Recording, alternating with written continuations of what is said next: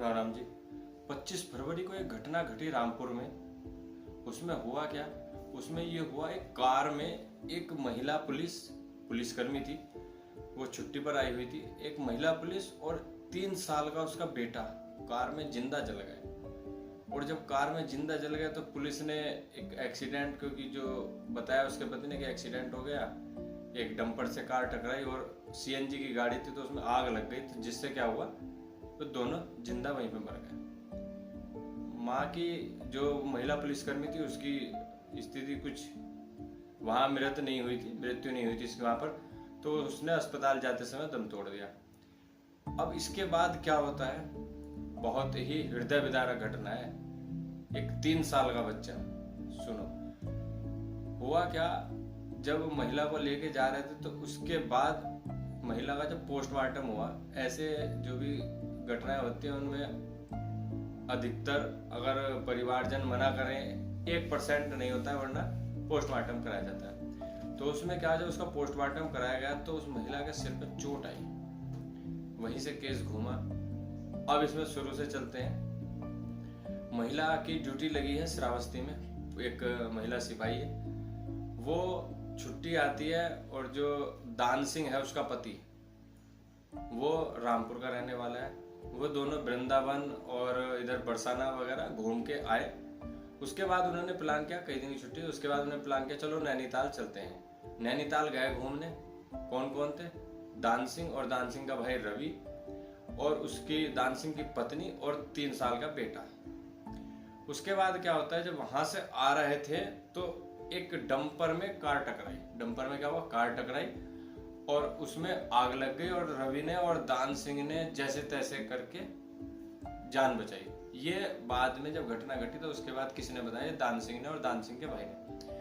अब जब इसमें जांच हुई, जांच के बाद क्या हुआ, जब पोस्टमार्टम से पता लगा उसके सिर पे चोट लगी। घटना ये थी कि दान सिंह ने और उसके भाई, दान सिंह के भाई रवि ने, और इसमें 2 अभियुक्त और थे, नूरुल असलम और सलमान, ये 4 लोग थे।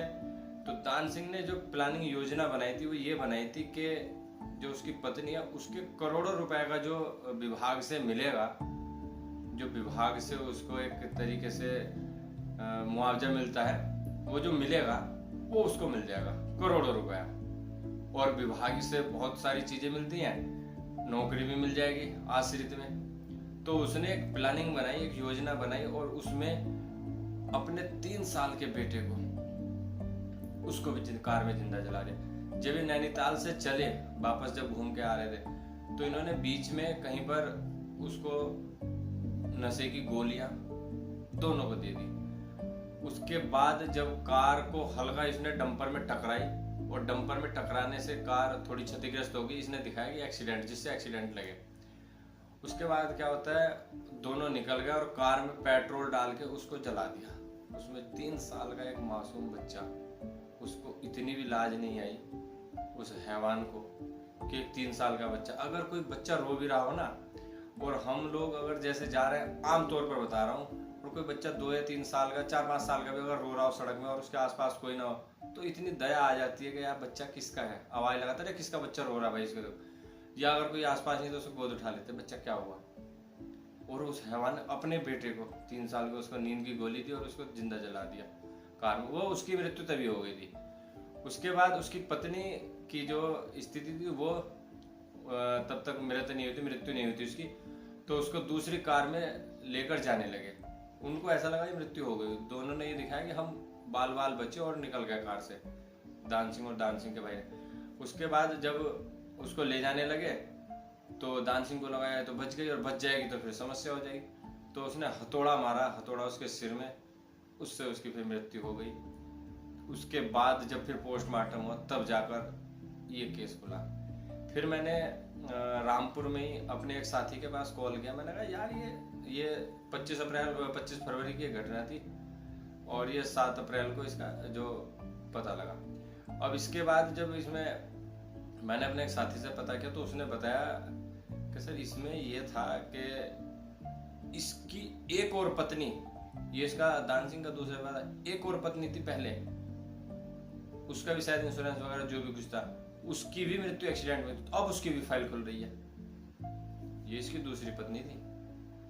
अब उस लड़की ने जो महिला सिपाही थी, प्रेम विवाह किया या क्या किया, बड़ी सोचने वाली बात है कि कहाँ कहाँ कौन कितना निर्लज व्यक्ति मिल जाता है। 3 साल के बेटे को मारते हुए शर्म ने पैसे के लिए। तो ये कलयुग का क्या होगा ये समझ में नहीं आता। बड़ी हृदय विदारक घटना है।